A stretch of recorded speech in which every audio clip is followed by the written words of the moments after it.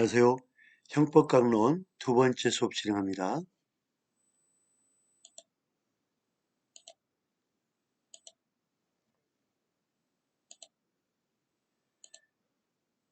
강제집행 대상을 인정하는 것 볼까요? 장래의 권리라도 채무자와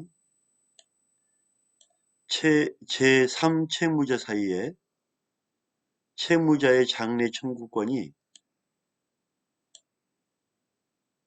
충분하게 표시되었거나 결정된 법률 관계가 존재한다면 강제집행 면탈죄의 객체인 재산에 해당하는 것으로 봐야 한다.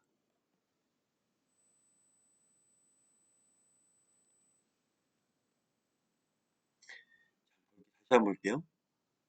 장래의 권리라도 채무자와 제3채무자 사이에 채무자에 대한 장래 청구권이 충분하게 표시되었거나 결정된 법률 관계가 존재한다면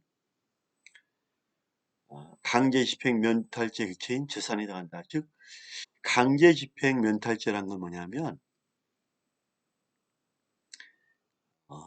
내 재산에 대해서 압류나 경매가 들어온단 말이에요. 그러면 빨리 강제집행을 피하기 위해서 이 물건을 내 돈을 처분하는 것. 이게 강제집행 면탈하는 죄거든요. 도덕적인 부분이 많이 들어가 있죠. 그죠? 양심적인 부분. 강제집행 면탈죄에 있어서 이 재산에는 동산과 부동산뿐만 아니라 재산적 가치가 있어 민사소송법에 의한 강제집행,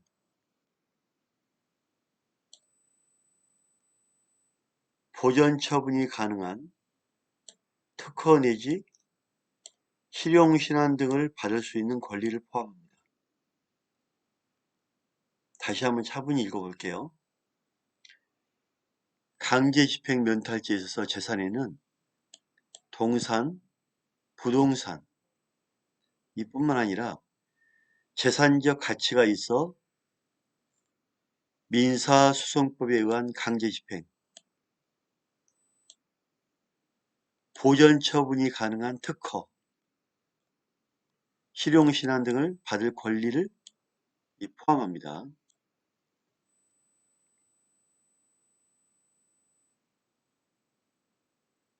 특히 그 동산, 부동산, 강제집행, 이 동산, 부동산뿐만 아니라 특허도 권리잖아요. 그죠? 실용신안도. 특허를 받기가 되게 어려워요. 거의 한 5년 정도? 빠르면 3년? 그래서 실용신안 권리를 먼저 추진하는 경우도 많아요. 특허는 여러분 아시겠지만 실용신안은 어떤 물건이나 물품에 대해서 편하게 활용할 수 있는 디자인 어떤 그 모형을 바꾸거나 특허 부분을 편리하게 이용하는 게 실용신안이거든요. 실용신안은 한 1년이면 인정해 줍니다. 그래서 특허 신안을 같이 신청하는 경우가 꽤 많아요. 이 권리죠, 권리. 이런 중요한 권리도 포함이 됩니다. 중요한 권리도 포함이 된다.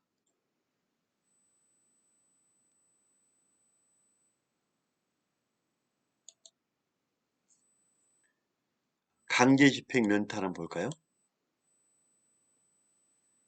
강제집행을 면할 목적으로 재산을 은닉, 손괴, 허위양도 또는 허위의 채무를 부담하여 채권자를 해한 자는 3년 이하의 징역 또는 1천만 원 이하의 벌금에 처한다.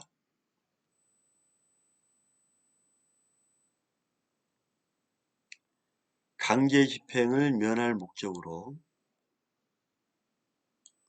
재산을 은닉하거나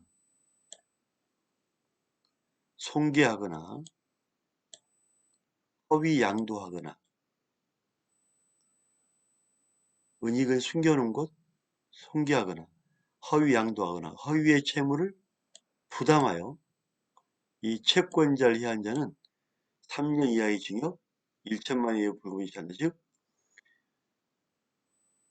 방금 전에 설명드린 대로 뭔가 내가 내 재산을 강제 집행 당할 것 같으니까 가장 중요한 게 은닉,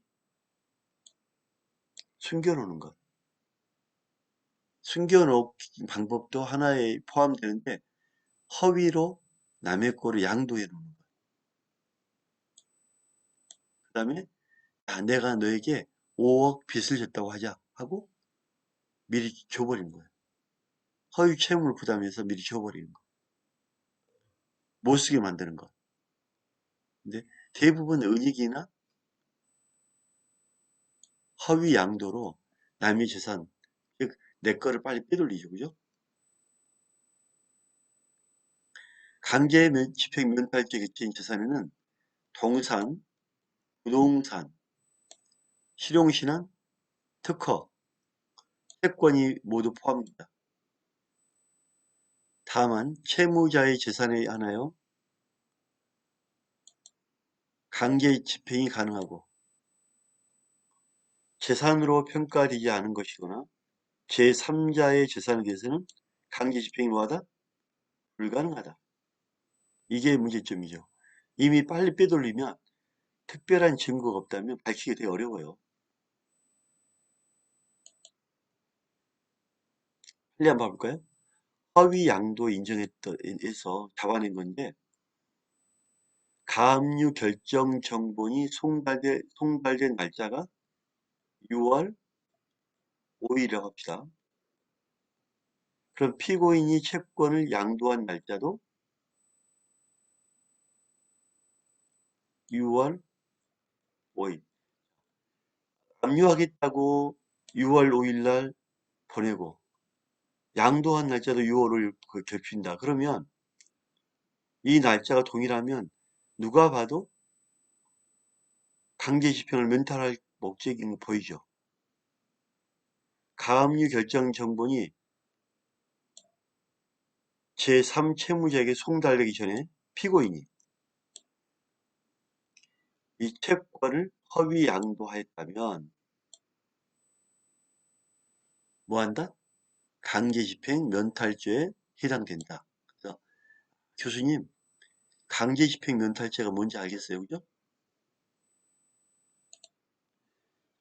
허위 채무 부담을 인정했던 거 한번 볼까요? 피고인, 공무원인 피고인이 등록세를 횡령한 사실이 적발되어 공무원이 횡령했네, 그죠? 횡령. 시로부터 돈 내놔 하고 배상 요구를 받자 강제 집행을 면할 목적으로 타인과 공모하여 내가 너에게 돈 빌렸다고 하자 하고 허위 채무를 부담하고 자신의 아파트에 대하여 내가 당신에게 빚졌다고 하고 당신이 빨리 내 아파트 명의 바꿔라 하고 가등기 종료하였다면 이것이 뭐가 된다? 강제집행 면탈죄가 성립한다.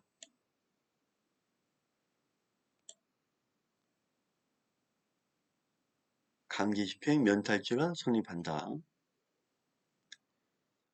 이런 경우도 꽤 많죠. 이혼을 요구하는 처로부터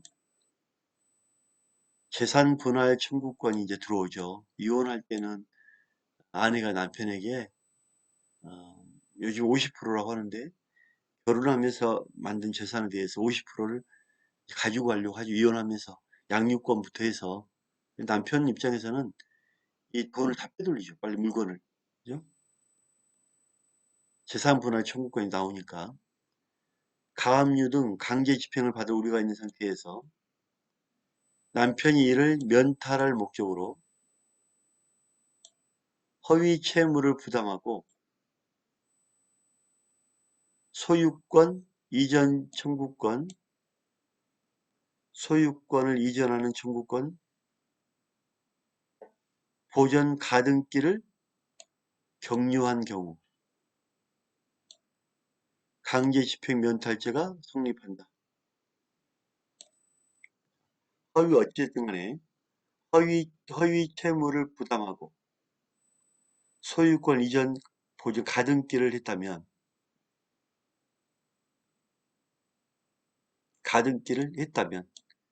이 강제집행 면탈죄가 성립합니다.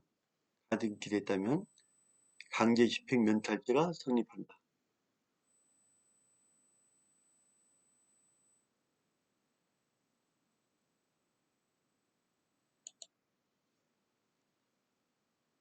강제집행 면탈죄가 성립되려면 행위자의 주관적인 강제집행을 면탈하려는 의도가 객관적으로 강제집행을 당할 급박한 상태하에 나타나야 한다. 강제집행 면탈죄가 성립하려면 행위자의 주관적 강제집행을 면탈하는 의도가 객관적으로 강제집행을 당할 급박한 상태에서 나타나야 한다. 그러니까 강제집행 면탈죄를 지으려면 이 의도가 보여야 돼. 의도를 찾는 게 관건이거든요. 이 상대방의 면탈 의도가 어디서 나왔느냐, 고의성이 어디가 있느냐, 면밀하게 파야 되겠죠, 그죠? 어, 허위 양도한다든지, 허위로 빚을 가압류시킨다든지, 재산을 도피한다든지, 은닉한다든지, 이런 거를 봐야 되고, 강제 집행이 급박한 상태, 급박하게 나와야 되겠죠. 이런 거를 잘 보고 해야 됩니다. 고의 위에 강제 집행을 면할 목적이 있어야 합니다. 고의 위에 강제 집행을 면할 목적이 있어야 된다.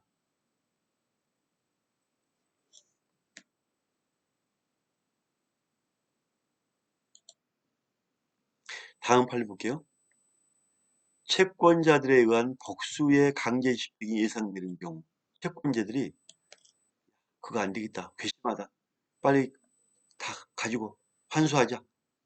자, 이럴 경우 재산을 은닉, 허위 양도함으로써 채권자들에게 피해를 줬다면 채권자 각각 A, B, C, D 각각 강제집행 면탈죄가 뭐한다? 성립하고 상호 이런 것들은 한 방에 성립하고 한 방에 자 이거 포괄 일제죠? 잘못 그렸네. 잠깐만.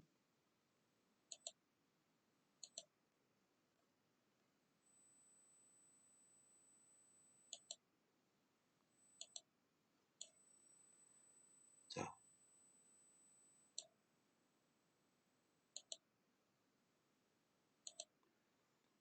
A, B, C, D에게 채권자를 한 명 한 명 각각이니까 그죠? 각각